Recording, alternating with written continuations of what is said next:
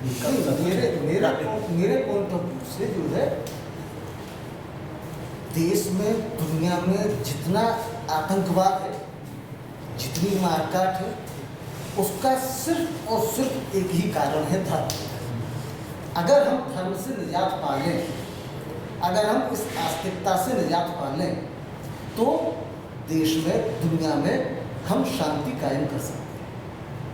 सिर्फ और सिर्फ जो है नास्तिकता का प्रचार सिर्फ इसलिए करना चाहिए। ये क्लियर है। एक छोटा ही बोल रहे, सबका इंक्लूड होता है, छोटे बहुत बड़ा है और सब एग्री करता है, सबके पॉइंट से सब एग्री करता है।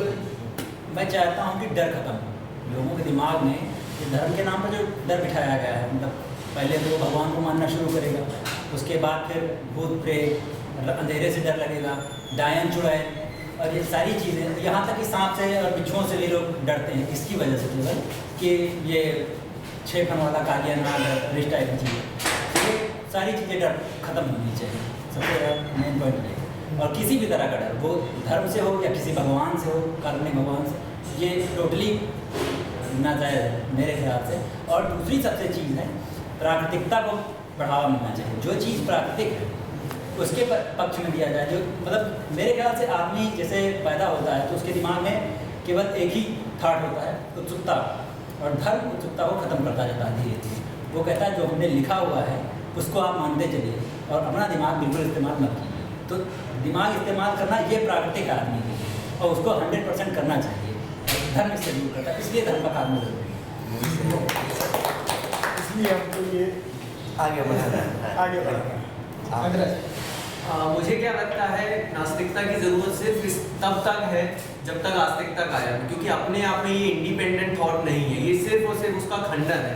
तो ये खंडन इसलिए है क्योंकि आस्तिकता के कारण या धर्म के कारण काफ़ी सारी दिक्कतें हैं जो हमको दिखती हैं रोज़मर्रा की ज़िंदगी में। बहुत सारे, वो राजनीति को इफेक्ट करता है, नॉर्मल लोगों की लाइफ को इफेक्ट करता है, तो इसलिए हमें उसका खंडन ज़रूरी है। साथ ही साथ वो एक मिस्टेकन आइडिया है, मतलब वो आइडिया हमारी रियलिटी के साथ नहीं मेल खाता है, बिल्कुल भी मेल नहीं खाता। इसलिए हमें लोगों को अवेयर कराना है कि आप उन चीज़ों पे विश्वास करो जो वास्तव में है, अपने आप से झूठ बोलना बंद करो, क्योंकि अधिकतर आस्तिक लोग वो द्वंद्व में जीते रहते हैं। 2 सेकंड के लिए उनको लगता है कि नहीं यार गलत है, फिर वापस वो पलटी मार के उसमें चले जाते हैं, तो अपने आप से झूठ बोल रहे हैं। तो जिस दिन वो उससे ईमानदारी से बोलने लगेगा, क्वेश्चन पूछने लगेगा कि ये सूर्य किसने बनाया, उसके पास आंसर नहीं है, वो खोजी प्रवृत्ति का हो जाएगा कि यार मुझे नहीं मालूम कि ये कैसे बना। तो जब मैंने बोला मुझे नहीं मालूम है, तो मैं तो ना मुस्लिम की बात मानूंगा, ना हिंदू की बात मानूंगा, ना किसी की मानूंगा, क्योंकि मुझे मालूम ही नहीं है, उनको भी नहीं मालूम है, ना ही पिछले वालों को मालूम था। तो सिर्फ मेन मुद्दा यह है कि वो एक मिस्टेकन आइडिया है, और उस आइडिया के साथ काफ़ी सारी दिक्कतें प्रीवियसली भी आई हैं, हिस्ट्री में भी आई हैं, अभी भी आई हैं, और आगे भी आती ही रहेंगी अगर यही चलता रहा तो। नहीं, बिल्कुल सही बात है। और ये जो आपने कहा ना कि ये रिएक्शनरी है, ये नास्तिकता अपने आप में कोई पाथ नहीं है, कोई वे नहीं है जिस पर कि चला जाए। ये हिंदू धर्म और ये मुस्लिम धर्म, तो ये एक पाथ है ना, ये जीवन शैली कहो या धर्म कहो, जो भी कहो, पर नास्तिकता तो एक विद्रोह है ना, एक आप रेबल बन गए ना, एक विरोध है आस्तिकता के प्रति, जो कि आपने कहा ना, मैंने ये बात लिखी भी थी कि आस्तिकता अगर न होती तो नास्तिकता की जरूरत ही नहीं थी। मेरी दृष्टि में धर्म जो है अज्ञानता का स्वरूप है, और इसलिए हमें इसका विरोध करना चाहिए, क्योंकि धर्म और धार्मिक लोग सिर्फ अज्ञानता फैला रहे हैं और उसको बढ़ावा दे रहे हैं। और नास्तिकता जो है वो एक वास्तविकता है, वो अज्ञानता को स्वीकार नहीं कर पाती। इसीलिए हमें इस चीज़ का विरोध करना चाहिए। आज आप देखेंगे कि बहुत ज़्यादा पढ़े लोग जो बड़ी बड़ी डिग्री लिए बैठे हैं, लेकिन वो भी धर्म की अज्ञानता से बाहर नहीं है, वो भी वही सब कर रहे हैं जिसका कोई सिर पैर नहीं है। इसलिए ही मैं समझता हूँ कि नास्तिक होना या नास्तिकता का प्रचार प्रसार आवश्यक है, कि ये जो धर्म के द्वारा फैला हुआ पाखंड, और धर्म स्वयं में एक पाखंड है, और जो अज्ञानता फैली है उसका जो है वो समाप्त होना चाहिए। ये मेरा सोच है।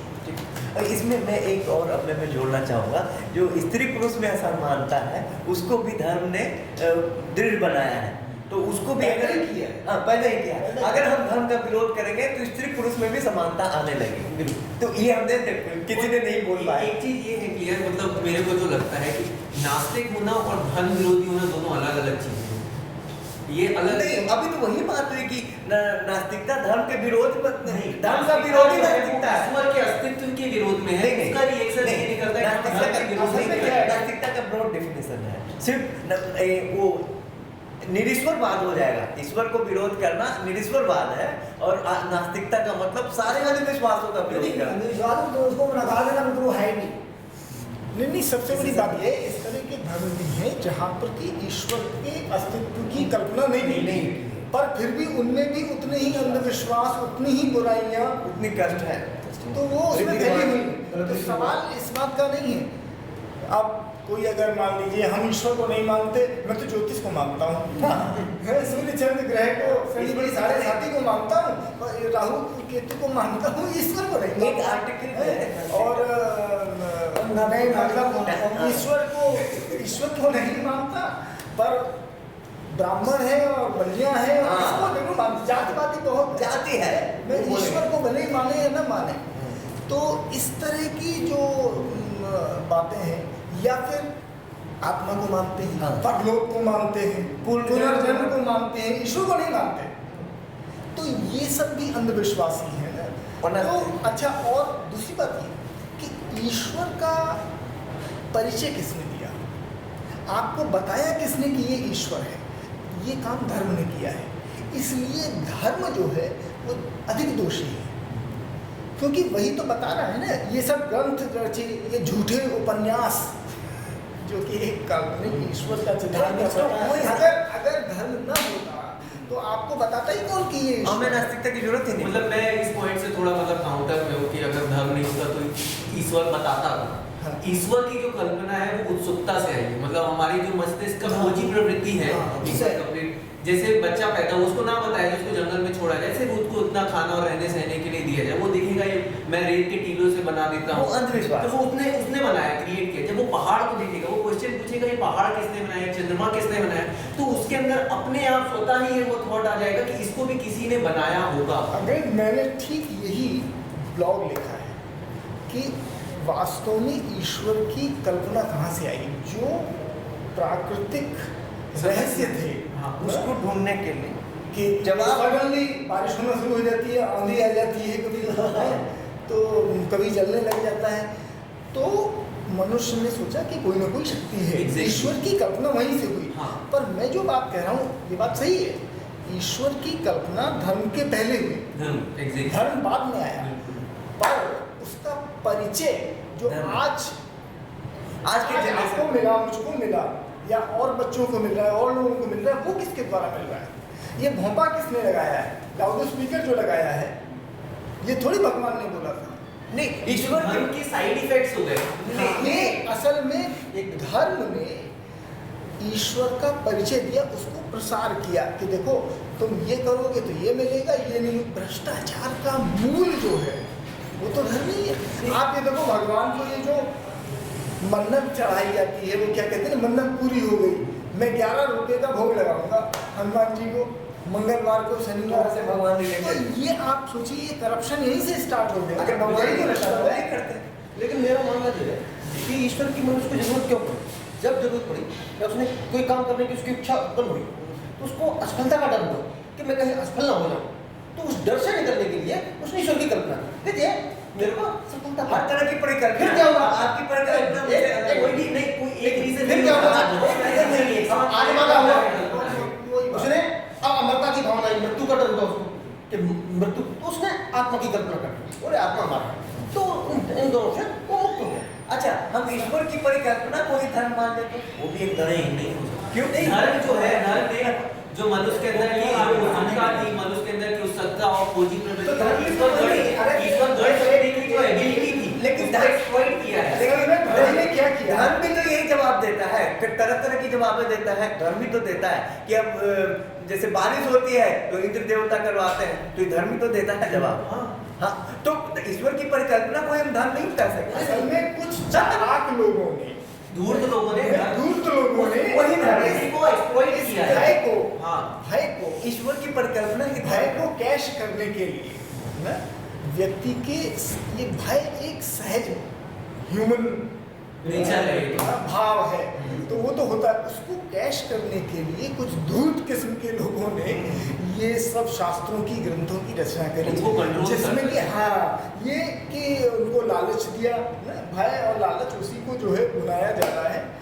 तो ये मेरे कहने का भाव ये था कि मैंने कहा कि ईश्वर को, अगर आपका ईश्वर अपना है, मेरा ईश्वर अपना है, मैं तो धर्म को एक अंडरवियर की तरह कह रहा हूँ ना, कि ये सबका अपना अपना होना चाहिए, नहीं तो खुजली शुरू हो जाएगी है। तो अगर आप जितने ह्यूमन हैं, जितना व्यक्ति एक इंडिविजुअल वो पैदा हो रहा है, that person is unique, everybody is unique in this world.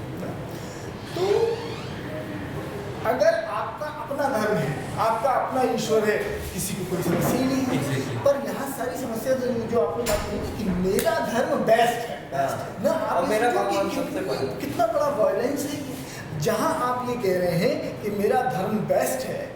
अच्छा, और आप तो ये कहेंगे अगर आपका धर्म आपके लिए बेस्ट न होता तो आप इस धर्म को मानते ही क्यों हो? तो निश्चित रूप से आप ये मानते हैं कि आपका धर्म बेस्ट है, इसलिए आप उसको मान रहे हैं। और जब आप ये कहते हैं कि आपका धर्म बेस्ट है तो मतलब दूसरा धर्म वो सेकंड नंबर पर है। तो ये तो क्लियर ही हो गया ना कि वहीं से वो हिंसा स्टार्ट हुई, वो नकारात्मकता, नकारात्मकता और असमानता। मैं तो कहता हूँ कि लानत हो ऐसे धर्म पर, नाश हो ऐसे धर्म का जिसने सारी दुनिया में अल्पसंख्यक क्रिएट कर दिया। अब आप बताइए कि अगर धर्म न होगा, पाकिस्तान में हिंदू अल्पसंख्यक हैं, हिंदुस्तान में, भारत में यहाँ मुस्लिम अल्पसंख्यक हैं, तो इसने अच्छा दूसरी बात एक और कि वास्तव में मुझे कोई ये बता दे, मैं तो सीधा सीधा एक सवाल कहता हूँ कि धर्म ने आज तक तुमको दिया क्या? तुमको मिला सिवाय खून बहाने के? इतिहास उठा के देखो, नफरत और तकलीफ दी है, नफरत और तकलीफ दी है, दंगे। इससे लाभ क्या हुआ? इससे आज तक मिला क्या है? अब आप लोग कहो कि ये इतने बड़े बड़े ये मंदिर हैं और स्कल्पचर हैं और ये हैं और वो हैं, अगर ये न होता तो भी लोगों की जो आर्टिस्टिक जो प्रवृत्ति थी वो तो दूसरे रूप में निकलती। कई बार जबरदस्ती करके उनको वायलेंस करके बनवाया गया है। सबसे खूबसूरत जो है बिल्डिंग ताजमहल है, वो तो मस्जिद नहीं है। और वैसे भी जो स्कल्पचर थे वो दासों ने बनाए हैं, मतलब कलाकृति किसी और की थी, दासों ने बनाए हैं। वो धर्म के अधीन के का तो वो उतना अच्छा हो भी नहीं सकता। वही तो बात है ना कि कोई धर्म